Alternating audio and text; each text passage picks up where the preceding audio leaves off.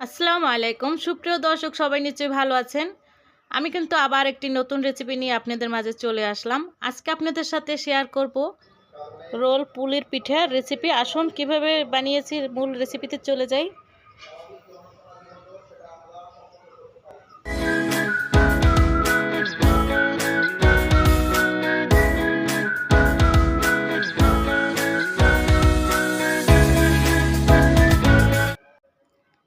নারকেল নিয়েছি এখানে একটি, সুন্দরভাবে কুড়িয়ে নিয়েছি। আর এখানে আমি এখন নারকেলের পুরটা বানাবো। ঘি দিয়ে দিয়েছি 2 টেবিল চামচ। এখন এর ভেতরেই নারকেলটা আমি দিয়ে একটু নেড়ে চেড়ে নেব। আগে সুন্দরভাবে নারকেলগুলো দিয়ে দিচ্ছি। নারকেল ভেঙে কুড়িয়ে নিয়েছিলাম, সেটাই দিয়ে দিয়েছি। নারকেলটা জাস্ট আমি একটু নরম করার জন্য এইভাবে নেড়ে নিচ্ছি। এখন গুড় দিয়ে দেব, খেজুরের গুড়। নারকেলের ভেতর খেজুরের গুড়টা দিয়ে দিচ্ছি।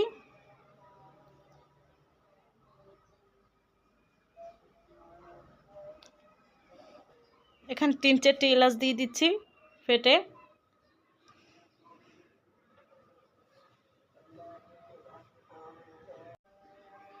আমি কিন্তু একদম ভাজা ভাজা করব না, এই কারণে এরকমের নামিয়ে নিয়েছি ভেজা ভেজাভাবেই। যে এলাচ 4টি দিয়েছি সেটা বেছে ফেলে দিচ্ছি। নারকেলের আর খেজুরের পুরটা আমার বানানো হয়ে গেছে। এখন আমি এখানে চালের গুঁড়ার খামিরটা এখন বানিয়ে নেব। এখানে 3 কাপ আমি চালের গুঁড়া নিয়েছি। এখানে পানি দিয়ে দিচ্ছি 2.5 কাপ, আর লবণ দিয়ে দিচ্ছি পরিমাণ মতো। চালের গুঁড়া খামিরটা খুলে নেব। এখন পানিটা ফুটান্ত যখন ফুটে উঠবে তখন আপনারা এই চালের গুঁড়োটা দিয়ে দেবেন।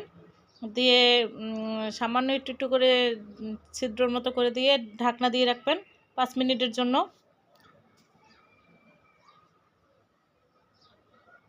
5 মিনিট পর আমি নামিয়ে এটাকে মেখে নিচ্ছি।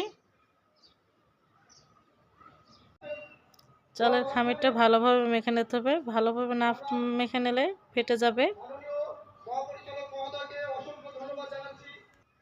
এখন ভালোভাবে মাখানো হয়ে গেছে। আমি এখন পিঠাটা বানিয়ে নেব। সুন্দর করে বেলে নিচ্ছি।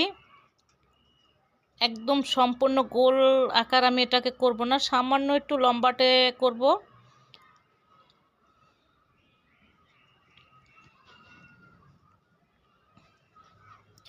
এখানে গুড়টা নিয়ে এসেছি ভেতরে দেওয়ার জন্য। আমি আর একটু সামান্য 2 সাইড দিয়ে একটু লম্বা করেছি দেখেন।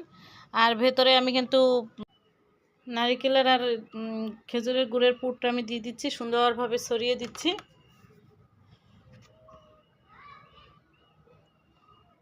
একদম পুরো পিঠাটার শরীরে বিছিয়ে দিতে হবে, সুন্দরভাবে ছড়িয়ে।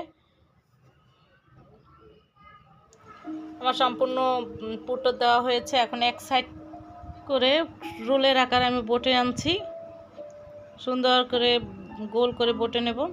এরকম করে আমি 2টি রোলই বানাবো একদম একই নিয়মে। এখন 2 সাইড আমি সুন্দর করে আটকে দিচ্ছি। খুব সুন্দরভাবে এই এক সাইড থেকে এরকম করে আটকে দেবেন, মুড়িয়ে চেপে। দোনো সাইডটাই একই নিয়মে করতে হবে। এরকম করে আমি কিন্তু রোল আরও একটি বানিয়ে নিয়েছি। 2টি রোলই আমার সম্পূর্ণ রেডি। এখন এটাকে ভাপে দিতে হবে। আমি রাইস কুকারে গরম পানি দিয়েছি, আর রাইস কুকারের উপরে যে নেটটা সেটার উপরেই আমি কিন্তু বসিয়ে দিচ্ছি।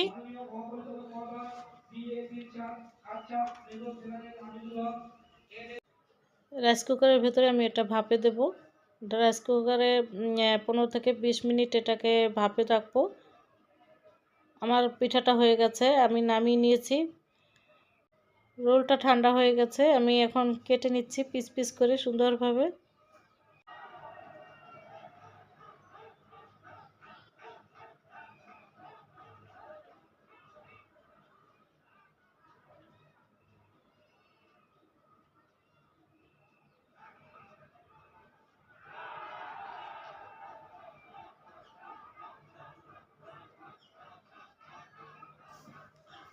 দোনোটা রোলই আমি সুন্দরভাবে কেটে নিয়েছি। সুপ্রিয় দর্শক, আমার রেসিপি যদি আপনাদের ভালো লেগে থাকে অবশ্যই আমার চ্যানেলটাকে একটি সাবস্ক্রাইব করে দেবেন এবং লাইক এবং শেয়ার করে দেবেন। আর পাশে থাকা বেল বাটনটাকে অবশ্যই ক্লিক করে দেবেন, এতে করে আমার রেসিপি পেতে আপনাদের সুবিধা হবে। আর কেমন হয়েছে অবশ্যই কমেন্টস বক্সে জানাবেন। সুপ্রিয় দর্শক, পিঠাটা খেতে কিন্তু খুবই অসাধারণ। আপনারা বাসায় অবশ্যই তৈরি করে খেয়ে দেখবেন। আজকে আপনাদের কাছ থেকে বিদায় জানাতে হচ্ছে। নতুন নতুন রেসিপি নিয়ে আবার ফিরে আসবো। আল্লাহ হাফেজ।